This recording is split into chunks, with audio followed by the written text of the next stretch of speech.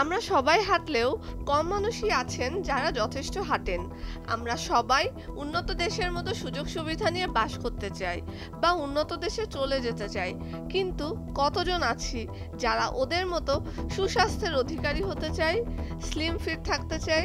মনে রাখবেন, মানুষের দেহ এমনভাবে তৈরি নয় যা সারাদিন একটি অবস্থানে থাকতে পারে। এটা আপনার জন্য খুবই খারাপ। চেয়ার থেকে উঠে গিয়ে নিয়মিত হাঁটাহাঁটি করা আপনাকে পিঠের ব্যথা থেকে মুক্তি দিতে পারে। আমরা বাঙালিরা ভোজন রসিক, তবে গড়পড়তা ৩ বা ৪টি খাবার বাদ দিলেই কিন্তু অনেকটা ভালো থাকা যায়।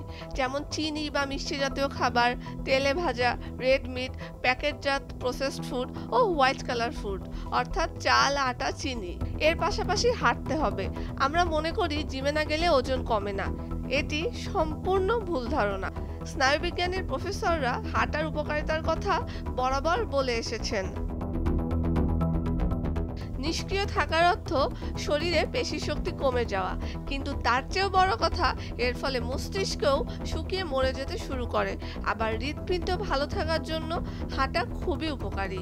আমাদের পূর্বপুরুষরা যারা শিকার করে জীবন ধারণ করতেন তারা দিনে 15 থেকে 17 মাইল হাঁটতেন। এখনকার মানুষের হার্টের তুলনায় তাদের হার্ট সত্যিই অনেক ভালো ছিল। এছাড়াও হাঁটা মানুষের পরিপাকতন্ত্রের জন্য বন্ধুর মতো কাজ করে। মানুষ যখন অনেক হাঁটাচলা করে তখন তার খাবারও বেশি হজম হয়। কোষ্ঠকাঠিন্য কাটাতে ওষুধ না খেয়ে হাঁটতে বের হন। আবার হাঁটা যে আমাদের সৃজনশীলতা বৃদ্ধি করে সেটি বৈজ্ঞানিকভাবে প্রমাণিত। আপনি যখন কোনো কিছু নিয়ে চিন্তা করছেন তখন হতাশ হয়ে এক জায়গায় বসে না থেকে একটু হাঁটাহাঁটি করলে সেটা সমস্যা সমাধানে অনেক সহায়ক হয়।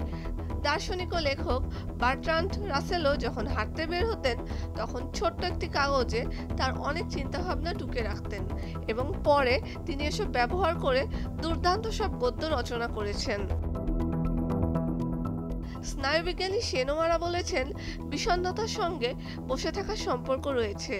যদি আপনি নিয়মিত হাঁটেন তাহলে এটি রক্তচাপ নিয়ন্ত্রণে এবং কোলেস্টেরলের মাত্রা কমাতে সাহায্য করবে, হার্ট অ্যাটাক এবং স্ট্রোকের ঝুঁকি কমাবে।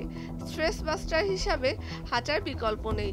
এটি কর্টিসল অর্থাৎ স্ট্রেস হরমোন নিয়ন্ত্রণ করতে সাহায্য করে এবং এন্ডোরফিনের নিঃসরণকে ট্রিগার করতে পারে, যা মন ফুরফুরে রাখতে সাহায্য করে।